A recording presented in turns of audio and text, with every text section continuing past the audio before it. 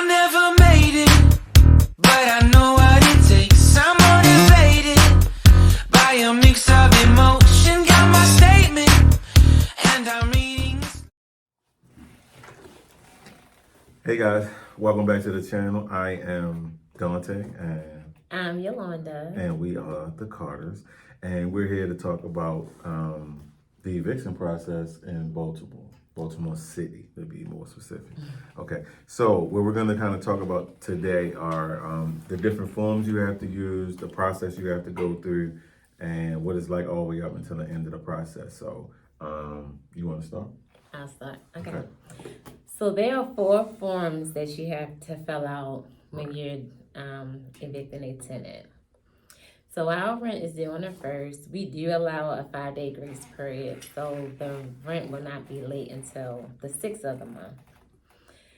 So Baltimore City has a new form now, which your first form to fill out would be called a notice of intent.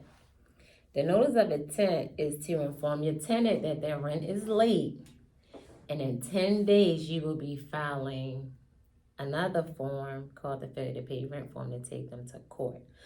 So on the 6th of the month, the notice of intent form, we email it to our tenants. You can email the form, you can text the form, or you can post it on your tenant's front door. Right. But you must always do that form as your first step of this process.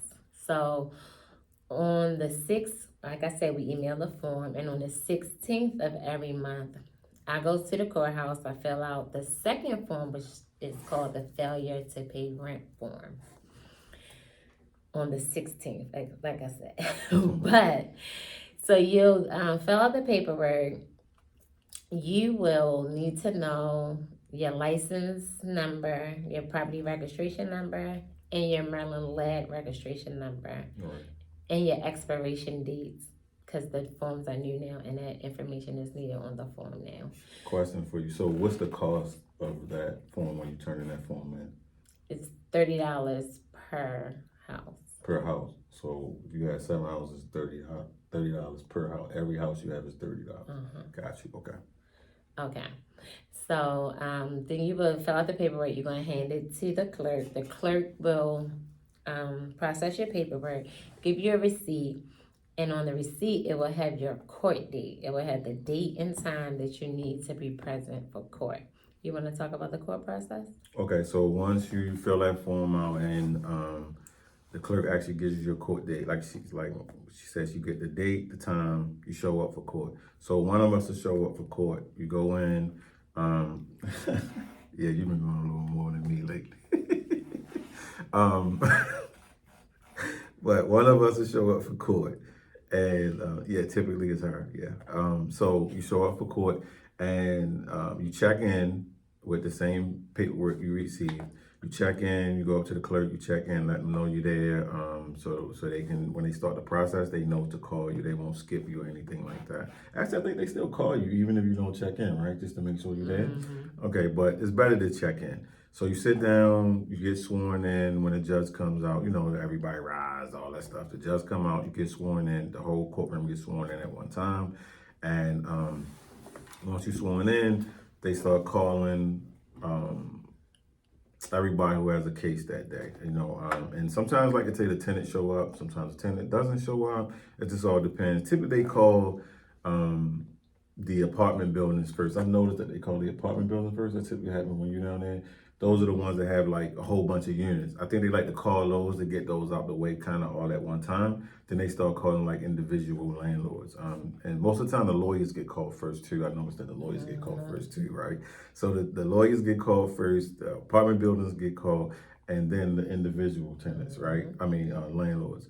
So anyway, you once they call your name on your property, because they call your name, the property, and the tenant as well. You go up to the courtroom, to the front with the judge. You got the tenant side, landlord side, or landlord representative.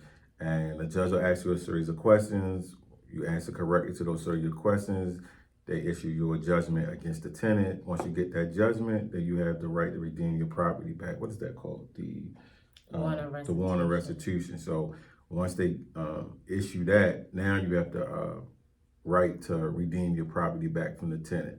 Now, the warning restitution, you want to start Sure. talking about that? So after you went to rent court and now the judge has ruled in your favor, you have to wait 5 days before you can file a warrant of restitution. The warrant of restitution form, you will go to the courthouse again, fill out the paperwork. The warrant of restitution, I'm not sure how much it costs. I was gonna say it. I can't remember. I'm trying to think. But anyway, it's a fee. It's a fee. We can't There remember is a off the top fee. of I'm the head. trying to think of that. And now, is that fee per property again that you win? You have to pay that. You have to pay I want to that. say it's $50. It's $50. I'm trying to remember. Yeah. I got paperwork in my head, but you pay that per house the same way. The other Correct. $30 form. Yeah. Okay. All right. So that's another payment that you have to make. Now, yes, if that's a question that you guys may be asking, that fee does get passed along to the tenant. So the tenant has to pay that fee if they want to redeem the house. So I'm sorry. Go ahead. So then you fill out your paperwork, give your warrant of restitution paperwork to the clerk. They process your paperwork and give you a receipt. Keep all your receipts. They will mail that warrant of restitution paper to you with a pink copy of your failure to pay rent form, because the pink copy will have the judge's signature and sign off on it. Okay. So it takes about 2 weeks to get that paperwork in the mail after you file your paperwork. So once you receive your paperwork in the mail, then you call the sheriff department. The sheriff department will give you a date and time for the eviction. Listen, write the date and time down, repeat it back to the sheriff department clerk, and make sure you have the right day and time, because you cannot call back and get that date and time again. They will Really? not give it to you at all. And Wow. it tells you on the recording Oh, they thugs. I that ain't they know will that. not give you that information. So if you forget it, you just in trouble. if you forget it, you just in trouble. Oh, wow. Hope and pray that you got the right day and time on your paper. That's tough. And always repeat it back to the clerk to make sure you have the right date I and had no time. idea. I've been doing this for They years. not I had playing. no idea.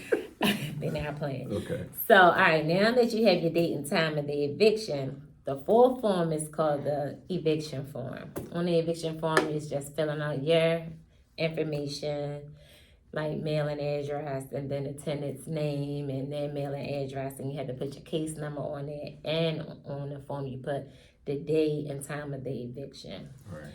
So the form has to be mailed to your tenant 14 days. It has to be postmarked 14 days before the eviction date. So when you mail it, you want to use a certificate of mailing. The certificate of mailing is your proof that you mail the eviction form to the tenant. Okay. And then that same form, you have to post it on your tenant's door 7 days prior to the eviction. Okay. So once you have that done, you want to talk about once you're meeting the sheriff on the day of the eviction. Okay, well, before I talk about the sheriff, the form that she's speaking about, I normally post it on the door. So either me or your representative, whoever is doing the eviction process for you, you actually physically take that paper to the property. So you take that paper, the same exact form that you mail, you take that form, you post it directly on the door. You could tape it on the door, or I don't know, whatever way you want to use. I always just tape it to the door, and I take a picture of it with the date and the time that I posted it on the door, just for proof of my records, or if the sheriff needs proof or something like that. We've never had an issue with guests yet. We haven't. And you always put I always see the address plaque. Right, so I would take a picture of the actual, a zoomed in picture of the form, and then a zoomed out picture with the address and the form actually on it. Just to be clear exactly that you're at the right property. We do that for every property that you actually post them on. So that's extremely important. But to get back to the sheriff part, once the sheriff shows up, the sheriff will come, look at your paperwork, make sure everything's in order, all the forms that we were just talking about, and as long as everything's in order, they move forward with the eviction. As they move forward with the eviction, they knock on the door, see if the tenant is home.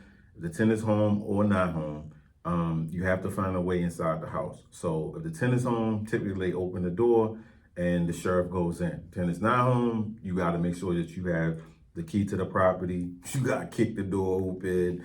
Whatever you got to do, go through a window. Whatever you got to do, you got to get in that house. So once the door is open, the sheriff goes in, they clear the house, meaning they walk through every square foot of the house, every bedroom, bathroom, make sure nobody's in the house. Again, if someone's in the house, the sheriff, they escort them out. They let them grab a few things so they could, leave the house. I don't know the time frame on it. Depends on the sheriff. Some sheriffs are like, you gotta go now. Some sheriffs are like, oh, take a few things, stuff like that. So it just all depends. And the process, once that door is open, the tenant, you or your maintenance man, whoever you have with you, will start the process of changing the locks. So you change the front door lock and the back door locks just to keep everything safe and secure, so the tenant can't get back in once the sheriff leaves. So once they start doing that, the sheriff clears the house and it's empty. The sheriff comes back out and signs your paperwork. So you have a copy that you did a proper eviction. And that's it. The tenant's out. Whatever's left in the house, any furniture or trash or whatever it may be, is yours now. You own it. The only thing, you can't just throw it on the sidewalk like you did back in the day, right? You have to keep it secure in the house, get a crew, cleanup crew or whoever it may be to actually get rid of everything that's in the house.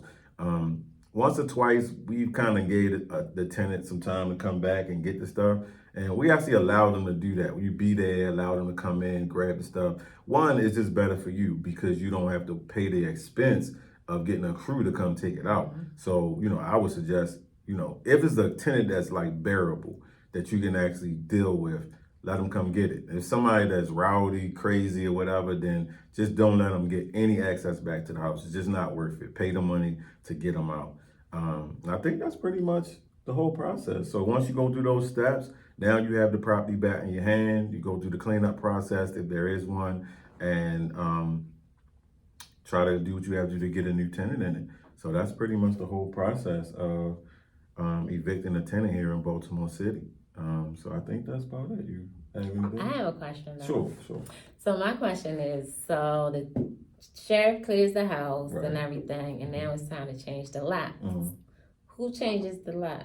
Well, as I stated, either you can change the locks, your maintenance man can change the locks, or whoever's qualified to change the lock. So you want to have a professional, somebody kind of know what they're doing, so the tenant can't easily get back in. Any keyed entry of the house, you should change the locks, right? The front door, the back door, the basement door, any door that has a key entry. If it's just a deadbolt lock, you don't have to worry about that because you only can get in from the inside of the house. But any key entry, you change that.